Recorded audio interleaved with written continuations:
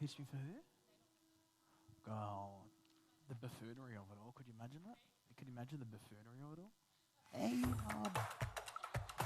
1 minute. Just quickly test your mic. Testing. All good. Yep.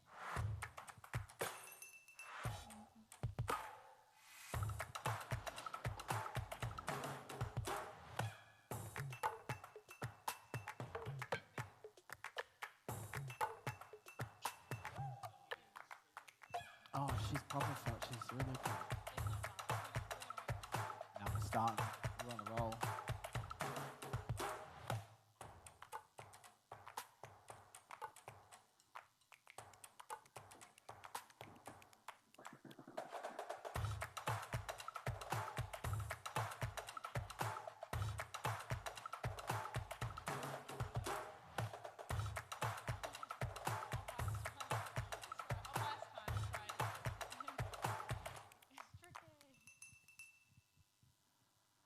Good afternoon to all. Firstly, I would like to apologise to our deadly audience who we're streaming to for being a bit late. We're running on Blackfellas time. So welcome everybody to the National Centres of Indigenous Excellence first NAIDOC event, Anger to Action speaking panel. My name is William Trulin and I will be your moderator for this afternoon's deadly event. Before I start, I would just like to acknowledge country and pay my respects to elders past and present, acknowledge my elders past and present and all Aboriginal and Torres Strait Islander people who are here with us today and viewing us through live streaming. Thank you to the panelist members well, I lost my train of thought actually, but first I would like to just go that I'm a proud Aboriginal man and I first have know firsthand the importance in highlighting excellence within our community and our people, and through NAIDOC I'm able to do that with you here today. My friends here at the National Centre of Indigenous Excellence, the NCIE, have a long and proud history of celebrating Aboriginal and Torres Strait Islander people, culture and community each year at NAIDOC. To keep mobs safe, the NCIE will be coming through streaming panels and social distancing for the amazing mob who have come and who are here with us today. I'm actually really excited to speak to you and be your moderator for this incredible afternoon, Action to Anger, because it's something that's really close to my heart and it's a conversation I think we need to collectively have as community and we'll continue having after NAIDOC celebrations. So firstly, I'd like to actually introduce our first panel member, Vanessa Turnbull-Roberts, a Bundjalung woman who was an activist, writer and storyteller. At the age of 12, she was forcibly removed from her family and placed in the out-of-home care system. Her personal experience has motivated her to study law and social work, recently completing her honour thesis discussing policies of oppression, and the implications of trauma for First Nations people. In 2019, Vanessa was awarded the Young Person's Human Rights Medal. Welcome, Vanessa, and thank you so much for coming with us here today. Thank you so much, Will, and thank you for that beautiful introduction. Before we do begin, I just want to acknowledge the traditional custodians of these lands, pay my respects to our elders past, present. This is, was, and as this theme is, always will be First Nations lands and waters. And to those watching on the live stream at the moment, I also want to take a moment to acknowledge all of you taking the time to listen to us speak today, and also acknowledge the countries that you're on, and brother here that's also live streaming with us through the screen. It's a real honour to be here, and it's a real honour to share space with you, because the thing about Will is really humble, really loving, and an extraordinary soul who is doing incredible work for our communities and our Black queer communities, which needs to go recognised. And he's hosting at the moment, but I honour that, and I appreciate Will sharing space for us all here today. Thank you so much, sis. Really appreciate it. So firstly, I would just like to have a quick yarn with you about receiving your award last year. Can you tell us a bit about that? Because I watched that deadly speech and you brought your nephew up on stage. Can we just talk about that experience and what it was like? I think to this day, I don't know who nominated me. And if you are out there, I'd love to know who you are, because I'd like to say thank you. But that whole experience for me was very much a shock, and very much also something to be really proud of. When I had my nephew there with me, seeing his smile and his excitement was the foundation of my whole speech. when I did share that speech, I placed him in front of me because as First Nations women and as matriarchs in our community, the priority is our children and the priority is our young people. And so when I had my baby nephew there, for me it was him knowing, no, this is your right to be here and not a privilege to be here. And you need to know that wherever we are in this world, whether we're here on the front stage, whether we're in our rooms, in our communities, across the seas, in another country, you have a right to be living and surviving. And we know more than anyone in our communities that for black people and for black men and for black women and for black transgender people, that the right to survival isn't necessarily the thing that goes for us. And so for me, being in that moment, accepting that speech and being able to talk about the power of abolition and talk about the power of interchanging resources to a bunch of corporate spaces that are out there, in particular the Department of Communities and Justice that has a lot to answer for, they were nominated for an award. And for me to speak to them and say, actually, the very reason I'm here is because of your injustice, and I'm not afraid to tell you that, and I'm not afraid to share that with you. You really shouldn't have a seat at this table because of what you've been perpetrating against our people. And they need to be held to account for that. So for me, it was a real honour, and it was an honour of survival of the people that have walked before and my baby nephew who's going to walk ahead. Yeah, and what an incredible opportunity for your nephew to see what does it mean to be young, black and deadly, and seeing you receive that award. So congratulations, a huge kudos to you, and for all your amazing work that you do. And we're going to talk about it a bit later on. But I want to welcome my sister who got here, and unfortunately we got caught up with the traffic, but she got here, bless her soul. So Barkaa is and I'm going to pronounce this right, if I don't, correct me, Malangapa and Darkinji woman. Malumgampa Barkinji. Very close. And she's originally from Western New South Wales. She expresses herself through the issues and the issues impacting our communities through music. This year she released her debut single, For My Titters, and if you haven't heard it, it's pretty amazing. And you can find it on YouTube and SoundCloud and Spotify, sis? Yeah, deadly. And and to be quite honest, she's made waves in the whole entire music industry, and you only have to see the passion in her songs. And for me, I'm so inspired by you every single day. So welcome. Thank you. And thanks for coming. Oh, great to be here. Yes, it is. So your music for me is something that I listen to when I want to find strength. There is so much kind of solace and in your words and your delivery. And I know that you've had people saying you should soften your music and stuff. We'd just like to hear a bit more about that experience about, to get into mainstream music, people are telling you to soften your words. Like, what was that like? I'm here now. You're here now? No, it was, I guess it's, it's insulting to hear people say soften who you are, because I guess, as a black woman, you take pride in being strong, and that's something that's embedded in you that you can't really go, oh, I don't want it no more, I'm going to be a bit soft. I can't be soft. So I guess when it was like, hearing those things, or you can't write about those things, they won't like it, or, I just wanted to come into the industry and put out music that I needed to hear, but, as a young black sister, that something that, where it's just like, we're unapologetically truthful, and just rip it. Yeah, look, I think it's such an important time to have music like that represents so many people's feelings and views in the current environment we're living. And I think credit to you for not being staunch in your resilience and not changing that. And I think, screw what they say. Let's do it our way, right? That's it. Yeah. Thanks, sis. Welcome. And lastly, I'd like to introduce my brother, Mick O'Loughlin, a Gamilaroi man from IndigenousX. And he's an Aboriginal-owned business, an independently run online media platform. It's an incredible website. Please go and get alternative media news from these fellas, because it is such an incredible platform.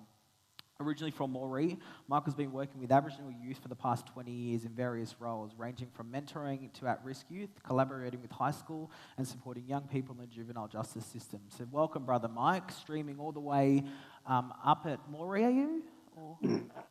Sorry, no, I'm actually in Newcastle at the moment. Newcastle, got that right. Thank you again for the opportunity and the chance to join such an esteemed panel. Thank you. So, Michael, can you tell us a bit about how IndigenousX started and creating a media platform by mob for mob? Yep, so IndigenousX started about 8 years ago. Luke Pearson's the founder and CEO of the company, and it started off on Twitter as a platform for us to get Indigenous voices heard that weren't being heard.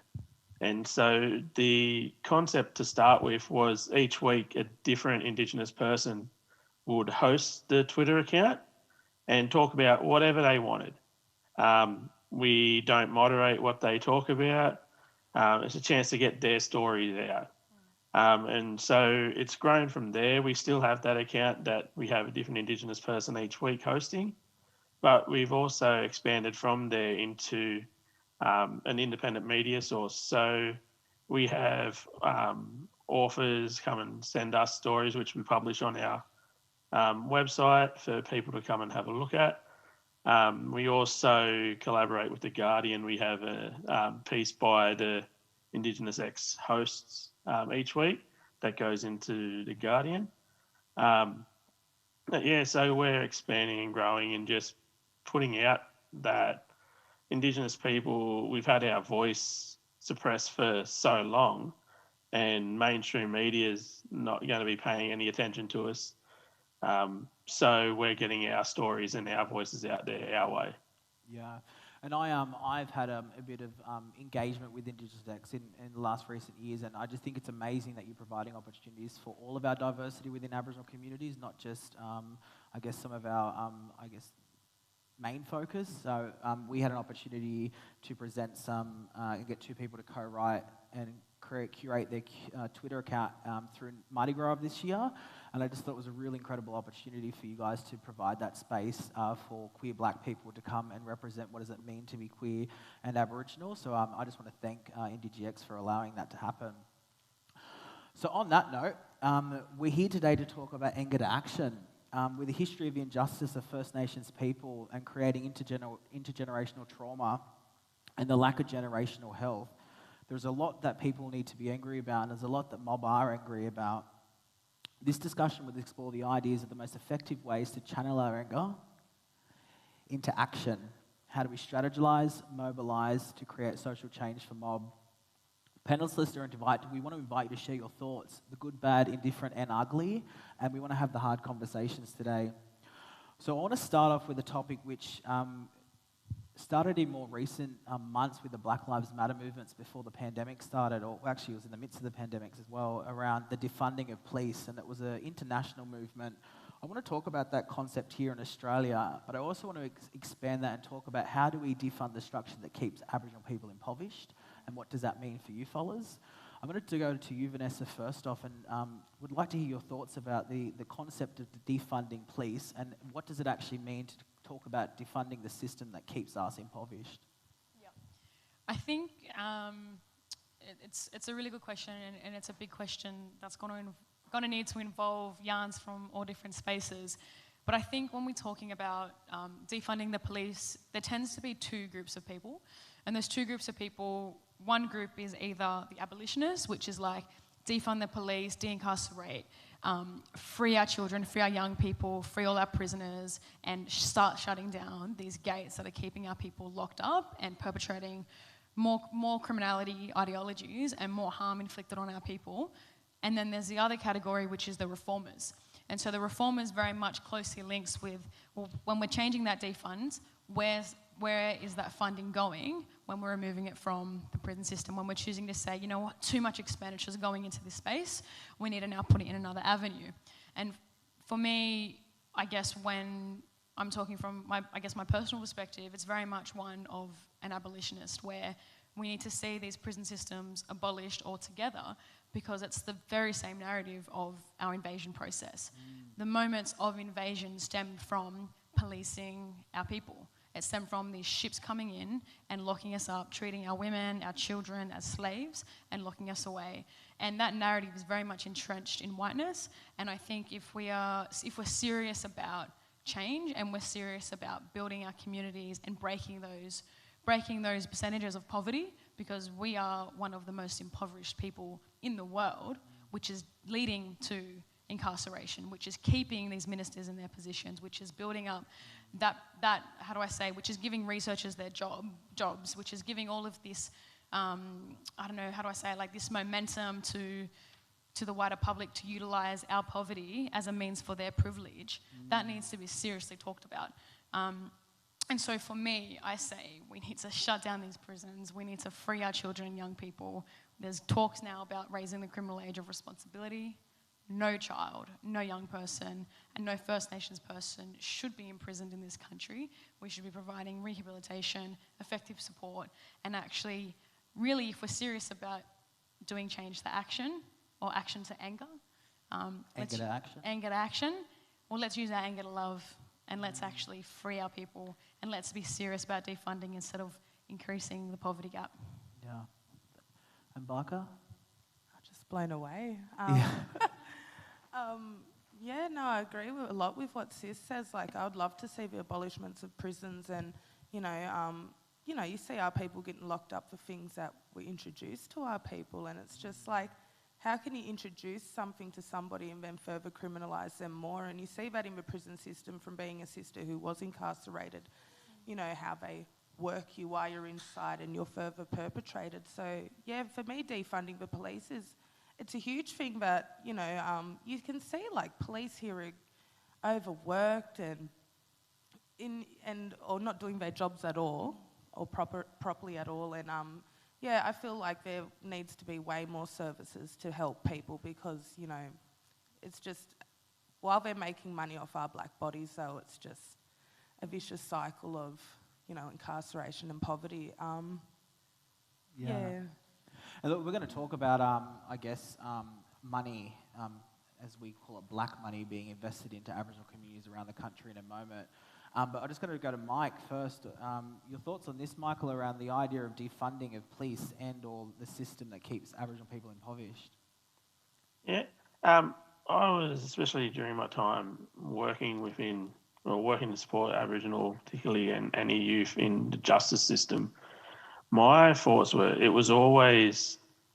there wasn't enough put into early engagement or rehabilitation type programs, because a lot of the young people that we have caught up in the system, if there had have been something in place beforehand, before they got linked into the system, I think the majority of them wouldn't have been further involved or entrenched in it. And we all know that once we start getting involved and entrenched in the system, it's an ongoing process. And so for me, the idea of the rehabilitations and the early prevention programs, working with communities to help our young people is what is needed, because we can't look at trying to fix a problem after it's already happened. We need to get in there beforehand and support our families, our communities, our kids to prevent those problems happening in the first place. Yeah. Look, it's interesting, you made a comment there, Mike, around we need to put more into it. One might say that the Aboriginal or the Indigenous spend each year in this country is $35 billion, is what the recent report out of the Productivity Commission speaks to. One might think that that's a lot of money, right? But what I think is the interesting conversation that we should yarn about is how much of that is actually interfacing with Aboriginal communities. So in 2016, the Productivity Commission released a report that talks about 5.9 out of $31 billion are interfacing with communities based on programs. So what tells us that where does that other $26 billion go? It's very much in line with what you fellas are saying there. Do you think that it's going to cost $31 billion to keep Aboriginal people out of impoverishment each year? Vanessa? I think if we definitely use that source of funding instead of actually funding corrective services, funding policing, funding the military weaponry force that we have literally in our local police station up in Redfern, Walgett, all these different communities, if we took away that funding and we placed that into community-driven initiatives, I have no doubt that $31 billion will be more than enough. And not to mention just recognising us as self-determined people. There's a real failure in our systems from literally, it's from policy decision levels where there's just not enough funding being directed to the community organisations that are actually delivering the product. Like, this is where the changes are actually happening. It's coming from grassroots organisations, just like your organisation, Black Q, and just like different spaces out there that are saying, you know what, we actually have a relationship with our communities. We actually know how to work with our children and young people. If it wasn't for this horrific gentrification that's happening in our communities, do you really think our people would be homeless? Yeah. Where you see that building, where you see that homeless sister or brother, where you see that person having an episode because they're coming through from drug addiction, or what white Australia has ultimately brought to our people, take a moment to deeply reflect and say, well, if they weren't going through that moment, if that building wasn't there, that'd be our villages, it'd be our communities, it'd be our kinship.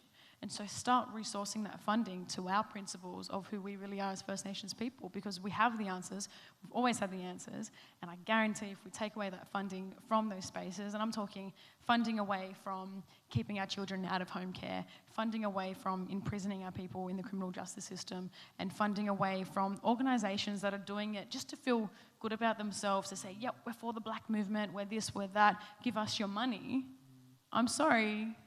Let's reflect on that, and let's go down to the grassroots organisations. The organisations where, you know what, maybe it's a bit difficult to write that policy report and put it together to say how we're achieving these outcomes, but do the report our way. You go speak to those children and have a yarn with them, and they'll tell you who they feel safe with. And I guarantee it's with an elder and community versus that corporate responsibility that's taking that funding.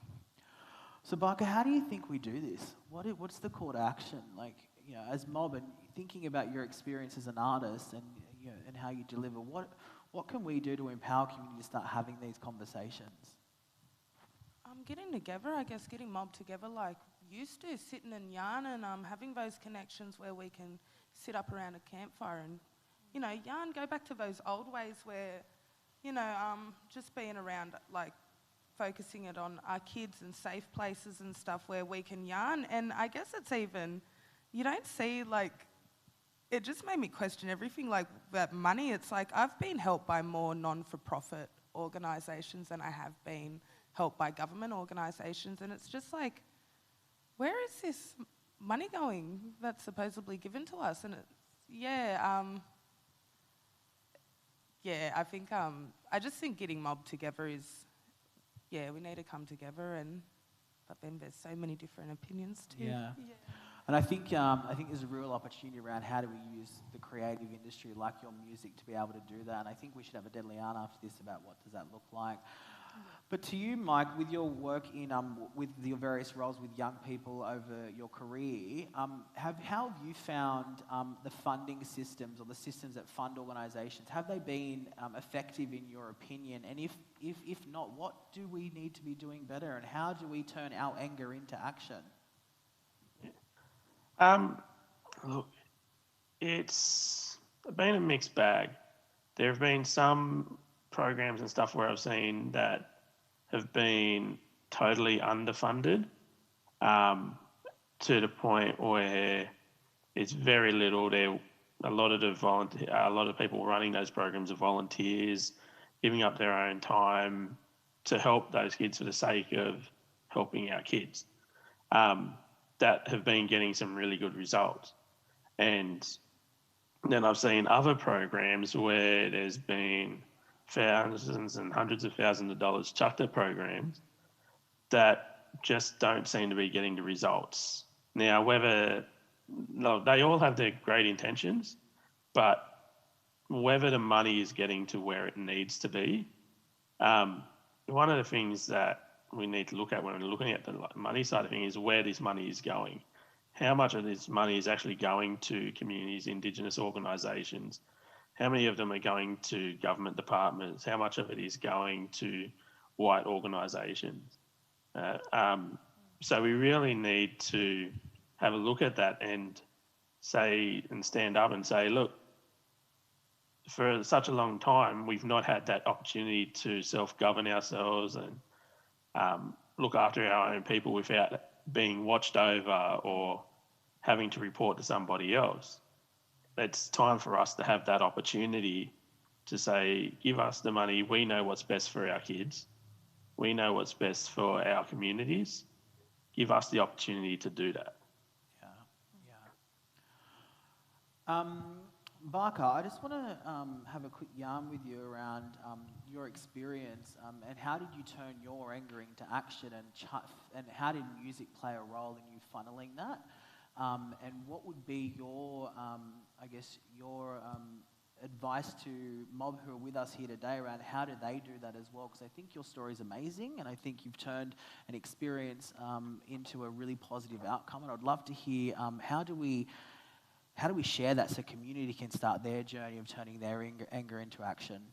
Thank you, brother. I guess for me personally, anger has always been a really funny emotion for me to deal with. When it arises, I don't know how to go about it or what to do with it. So it's kind of come out really bad or, really weird. And since I found my music or came back to my music and my art form, I found a way to outlet my anger where it's in a healthy way, where I can actually express myself in. And I think for a lot of our mob, we're so talented and we're so clever and gifted, that there's other outlets to, not to be, how they, because, they love that stereotype, angry black woman or angry black fella, and it's like, well, why wouldn't we be mad, But, I guess music gives me a way where it's like, I can kind of plan things out in my head where it's like, it comes out how I want it to, and rather than coming out all different ways. So, I think for mobs would be like, if you got that art or you got that love for writing or you got that love for nature and stuff, get back into those things because, anger has, I think for a lot of mob, it's a really funny emotion to have because we've always been a people of peace and... Yeah, look, I think there's a really important key message there, and I think there's always a time and a place to be angry and marching the streets.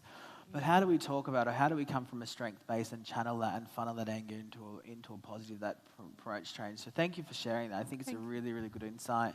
And Vanessa, your experience with the out of home care system, in all of the essence, you should be a jaded young girl, but you're sitting here in the staunch reality of this incredible young woman. How did you funnel that anger and that sadness into winning a Human Rights Medal Award of 2019? I think, and you're probably a witness to this as well, sis, but people very much do see a front. They very much see that strength, that you're this, you're resilient, you got a medal. But the reality is the system has done damage. I might be this person that can come out here and spin a yarn and hold my grace, but my beautiful partner will be a testament to this, and my friends in my community, and as First Nation sisters and brothers in this space right now, we're feeling it as well. I definitely struggle, and I definitely struggle with combating the time that was taken and what I was robbed of from my family, my community. Being removed at 10 and a half, the same year that Kevin Rudd formulated his apology, that same year they took me from my father in our community. That is something that I'll never forget. That trauma that system inflicted on me in the middle of the night, ripping me out of my father's arms, is something that's never, ever going to go away. And that's a lifelong therapy, and that's a lifelong therapy in the sense of a professional, but also my therapy is actually reclaiming who we are as First Nations people and actually coming together in these spaces and sharing that. And I drive that in community protest when organising. When I see a mother, when I see a sister, when I see a father that's stereotyped, and I see that they've gone through similar things, or their child's been removed, or their son's been incarcerated, was meant to be released in 3 weeks, and suddenly they're found dead in their cell. That anger is a mixture of anger, love, demanding justice for what we all inherently have a right to. But we shouldn't be at this. I'm living for the day that we actually don't have to call a community protest on. I'm living for the day that we don't get the phone call that a brother boy or a sister girl hasn't committed suicide because they were subjected to the implications of what intergenerational trauma has left us with. And so for me, when it's driving that change and it's going out there and it's building on the much bigger fight that our ancestors have been fighting non-stop, it's remembering that, and it's remembering no matter where I am in the space, whether it's on front line is so cheesy, but whether it's out in community because we've been given cultural consent to lead this space. Well, it's also remembering that it's all of our space, and for our children and young people, it needs to be healing. Because I remember growing up, going to protest with my father, walking the reconciliation march with my pop and my dad. And I could tell when I look back and I remember his eyes and his moment in that time. For him, it was very much like, I hope for Bub right now that we're just doing this now. And then I'm 24 years old and it's the same thing. I hope that I'm the last generation that has to be doing this. And we hear it through Barkaa's incredible music and storytelling. Barkaa's putting the words together so that we can actually understand what we're feeling, because we've never been given the privilege to understand what we're feeling properly, because this system has just put so much harm and anger and frustration and hurt within us. How can we ever come through with that? And that's why there's so much honour and love in the creativity, in the Indigitech, in the spaces that we're creating, because it creates that real action and that real anger being driven in the most, I guess, I don't want to say appropriate, because if you're angry and it's valid. And to police you would say, well, I may as well go join Redfern Police Station. It's all valid. And look, I think it's a really a key point there around, as mob, we always have to hold that mantle and we always have to carry ourselves in spaces and be professional. And sometimes we should just acknowledge that mob can't do that, and that's okay. Yeah. And I think there's a really key point out of that takeaway is that yes, mobs should be angry and they should be allowed to be angry. And how do we support them so when they're angry, when they've overcome that anger, they can move that into action. Yeah. So yeah, thank you. And Michael, with your 20 years experience of working in various well, particularly in the youth space as well, like I'm assuming I would assume you've had very moments of your career where you've felt, like why and hard and been angry. How have you dealt with that? And what are some of the kind of key messages around that you can share with our audience today? There's been a lot of times where I've been seeing situations of working with young fellas, and you get angry because you can see the systems that are in place aren't helping, or they're actively suppressing. And you see, this is the stuff that I grew up with growing in Moree. You see the same things still happening to our kids today. And it was quite a few times I remember coming home quite angry and quite I'd been headbutting a brick wall all day, just trying to make a point, trying to get through to those around me at work and stuff like that. The systems weren't working and that we need to start doing better. And not, for me personally, I turned to culture for a lot of time. And whether that was through my paintings, my dancing, my songs, teaching those to the young people that I was working with, giving them those experiences that for me I didn't have growing up, or that my parents didn't have growing up as well, and incorporating that into trying to work with these kids. It's, for me, we all have the right to be angry, we all have the right to be tired. We've been fighting this fight for over 200 years and we're still fighting it like it's an ongoing battle. Yes, we're tired, yes, we're angry, yes, we have the right to say that things aren't going the way we want to. And so it's encouraging those young people that are coming behind us and the people of my generation to keep going, getting our voices out there, getting heard. That's a big one for me, just getting our voices out there, because like I've mentioned earlier, and as we were all aware, the only time you see any black fellas on mainstream media is if it's sport or if they've done something getting caught up in the legal system. We don't have those positive messages put out there by the media. We don't have those positive stories. So for me, it's about us getting those out there and helping people realise that we do have a voice, and that if we come together, we've got a louder voice. Yeah, and look, there's a really interesting theme with everyone's comments around is the culture being a way to connect and heal and help deal with that. I'd be interested to hear your thoughts around, and to your point, Michael, around how do we use culture in 2020 and connect that with, I guess, a social media kind of movement. And I think, Michael, you talked to it in regards to NDigiX. I'd like to unpack, well, how do we use that space, or how do we use culture as a way to connect mob? And what does it mean to use social media to bring about change? Because I know a lot of social movements are currently happening out of social media. And I think access to information is, you only have to look to young people particularly, is where you start seeing, and I call them curious kids. Kids have access to information now, which none of us used to have access to. So I'd like to talk about, how do we connect culture with a social media or a media movement, and what, do you think that is a way to move forward around how we can transfer anger into action? I'm going to go to you first, Michael.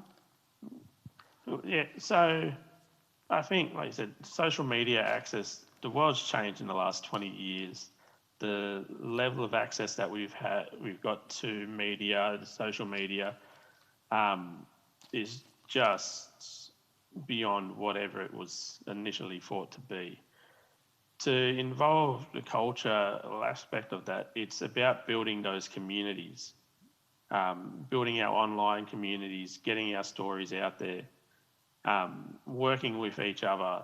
Too often on social media platforms, you'll see one group of blackfellas will be at war or going against another group of blackfellas on social media. It happens everywhere. It's very amplified on social media. But once we start breaking down those barriers and those infights and stuff, we're going to be able to do a lot more, I think, particularly with the social media space. One of the things that we're looking at working on with IndigenousX is helping to promote cultural values and skills and knowledges through social media. So having educational videos, putting stuff out there, increasing our method of getting the stories and our voices out there. Yeah, amazing. And Barkaa, obviously with your music, social media and platforms like YouTube and Spotify have obviously amplified your ability. How would you, what would be your views around using it for a social movement, and how would that work from a creative standpoint? I think it would work for our young ones because they're very visual and they like those things. I mean, I know a lot of work, the real work happens off social media. Social media is good to get information across when things are but it's not, I wouldn't put it up there with the greatest way to pull people into activism or making change. But it is great to get messages out there, and it is a great platform. There are great platforms to bring awareness, and but it's kind of disheartening because after the Black Lives Matter movement and seeing so many people stand with us, then just to fall off, it's it's just, tokenistic stuff, and it's is it just for show? And yeah, so social media, I kind of love it, and then I'm it makes me wild. So it's a really good point. And what's the call to action then to community for that? Not just to blackfellas, but to the wider community then, and Vanessa, because it's, to your point, Barkaa, it's great that you put your black tile up, but then what happens after that? What's the call to action? Vanessa? I think, Barkaa's 100% correct. Social media is the littlest part in the whole movement. The biggest part is the culture. And if you're not Indigenous and you want to be a part of that movement, not just because it's trending for a week and you feel woke or real deadly because you want to be a part of that for that 1 week, if you want to be a part of something real, if you want to be a part of 60,000 plus years of history and strength and resilience, which is who we are in your music, there's actually a line that you say, I think it's in For My Titters, if you don't respect your titters, don't expect us to honour you. Referring to men, I think also referring to some of the black men that can be a bit complacent in the moments where we need to call this action. You could not be more spot on. If you don't respect your titters, don't expect us to honour you. And that's the reality. Black women, black children are being murdered out there at the highest rates in the world. As if that's not your calling. Women are birthing you into this world. You're not going to respect your sisters across, show up for justice, and that's a mic drop moment, everybody. Full-blown mic drop moment. Just take it in. Sorry, full mic drop moment. Oh. Yeah, serving it to the children. That's you. That's Yeah. Marcus like you dropped that, Mick. But that's what I think is the foundation of justice and organising protests is actually culture. And, you know, one of the things when you know, I get the real privilege when community says, do you mind help organising this protest, is the first priority is, well, which elders and communities and traditional owners are going to hold this space right now? Because we do not need our children and we do not need our elders and our middle ground First Nation sisters and brothers to come into a space where we're just perpetrating more trauma. We're reliving the same experiences that we've been subjected to since the very first moments of imprisonment and invasion. So for me, it's very much put culture at the front line, bring our elders in, allow them to hold space because they are honestly the knowledge holders, the truth tellers and the creators of everything we're doing. And then we will see everything kind of fall through after. Social media is the small part, but there's a big part when you only choose to acknowledge us for a week. Yeah, and look, there's a really interesting. There's a really interesting segue of that, which I'm going to go into, which is going to be a bit off script. But the idea within social media, we as blackfellas own power of definition. We get to define what language and what language means to us as blackfellas. Within the Western world or in mainstream Australia, we don't own power of definition. So when we write policies or we write procedures or we write legislation, it's done by everyone other than blackfellas. How do we change that narrative? How do we educate those fellas who are going to put that tile up? So then after that week, they're going to help us redefine that I guess the meaning, and how do we influence that? Does that make sense? Because we as blackfellas don't own power of definition. We don't write the policies. What does it look like around how do we create conversations around restructuring the system that is written on our terms and not on Western terms? And as in shifting that power from whiteness and giving power to community? Yeah. I think one of the beautiful things that you did share, Will, is like power isn't necessarily a part of who we are. We're very much, we're the same. If you need something and I've got it, here you go. If I need something and you've got it, thank you. And even the idea of thank yous weren't necessarily a part of our culture and who we are. We just did things because it's just what you do as part of our survival and who we are. But I think in terms of like looking at where we are in 2020 right now, there is something serious and a serious conversation to be had around, well, who's making these decisions? And a prime example is something that, you know, we are advocating like non-stop for is accountability. And it's about being accountable for when that abuse of power occurs. And the perfect example for that is when there is an Aboriginal death in custody, why is the DPP investigating the DPP? Suddenly it's equal on your platform, but when they're using that on us, suddenly we don't even get a say in that. Yeah. When coroners are out there recommending to the DPP, it actually needs to go through criminal processes. You need to take it separate from this colonial inquest process. The DPP chooses to throw it out the window. This is where the power is sitting, and it's time for accountability within those systems to say, you know what, none of this investigating one another, none of this we're making decisions without First Nations people, no conversations without us or about us, because we can dictate our own lives and we can dictate what works for us. And, you know, I said it a little bit earlier. Yeah, policy papers might be hard to write, proving these gammon qualitative, quantitative, numerical data that this, you know, gammon government wants us to be producing. Yeah, it might be difficult, but I guarantee you understand our approach of learning, or you welcome our approach of learning, and you'll see different outcomes, and there will be a redistribution of power and expenditure. Yeah. Michael, have you found power of definition impacted any of the work through your 20 years experience working in the youth sector? Yeah. Again, it comes back to what Vanessa was just saying. It's that no conversations without us or about us. But if we're not invited to the table, there's no point in having that conversation. I said it earlier, we know what's best, our communities know what's best for us, but for a long time we haven't had that power to express that, or we've expressed it and the authorities said, look, no, we know better. And so I think that the power of ourselves to define who we are, what works, what we want to be, is slowly changing, but it's something that we need to keep pushing for. And Barkaa, I guess, within the intro, I talked about how people wanted you to change, and I think, the power of definition around how you define your music and the rest of this really speaks to, I think, Michael's point around how we see that shift. Do you think if you had changed your, I guess, delivery in your music, you would be where you are today? No. I think I think that's a big thing to be as a musician is you got to be, or an artist, you got to be completely authentic with yourself because hip hop is. No, you're right. You're right. Sorry. Sorry, sis. Just checking time, you fellas. Making sure we're on time. Sorry, sis. No, you're right. I guess hip hop is adopted from African American culture, so.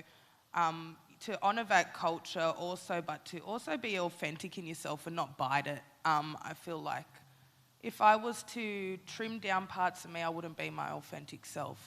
Yeah. And look, I think it's probably a good point to end this afternoon's Deadly Yarn with your amazing mob. I just want everyone to share their thoughts about, do you think this is possible for us to see social change within our communities across this great country? I'll come to you first, Vanessa. We're gonna finish on mic drop Barkaa at the end. Yeah. Do that line for me. Yeah. Yeah, I do. I do think it's possible, and I don't necessarily think it's about necessarily us changing our communities and who we are as First Nations people. We're incredible. We're resilient. We're loving. We're strong. We're welcoming. To keep our culture, we've got to share our culture, because sharing our culture is the best way that we keep our culture. And that's something to honour and be really, really proud of. And to say that it's impossible to see change would be disrespectful to our ancestors and our old people, because they're up there grinning and they're keeping us safe down here. And so, I always believe that the impossible is possible. And I guarantee that if you're a non-Indigenous person watching this space, Blackfella, my arms are open for you if you're ready to have the conversation. If you're ready to show up on the streets. Don't just talk about it, but be about it. Show up for your sisters and brothers. Show up on the right side of justice. And always remember that saying nothing is also saying something. Mm-hmm. And that speaks louder than anything. And we see it. As First Nation sisters and brothers, we see it, but more importantly, we feel it. So if you want to be on the right side of humanity and justice, then come stand with us, because you are welcome to.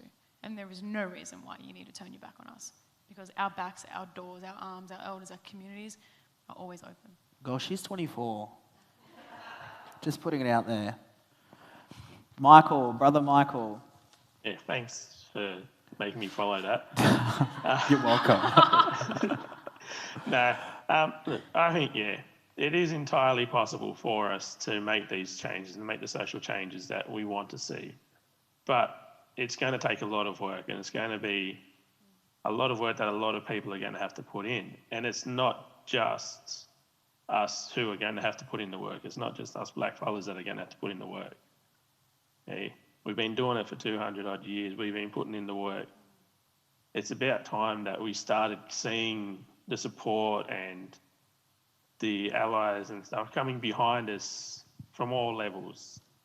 Seeing the government stand up and take responsibility for what's happened, and for being willing to get behind us and help us and let us say who we are, what we can be, and what we want for our children growing up and for our communities. So it's going to take a lot of work, but I think for us it's highly possible. It's just about getting out there, working together, getting the conversations started, continuing those conversations, and making sure our voices are heard. Yeah. Sounds so simple, doesn't it? If they just listen. And lastly, my sister Barkaa. Yeah, I agree. I can't follow that.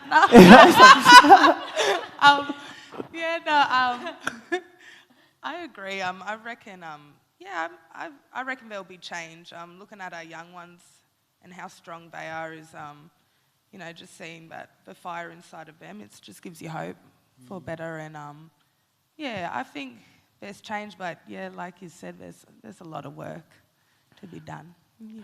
And look, there is a lot of work, and I I want to thank you all for sharing your stories and the yarns with us today, and how humble I am to be amongst some excellent people and sitting on the Centre of Excellence here in Redfern, and what it means to be able to moderate this. And I am extremely hopeful with our young leaders who are leading the way, and Michael up there, and the community out who are doing the work.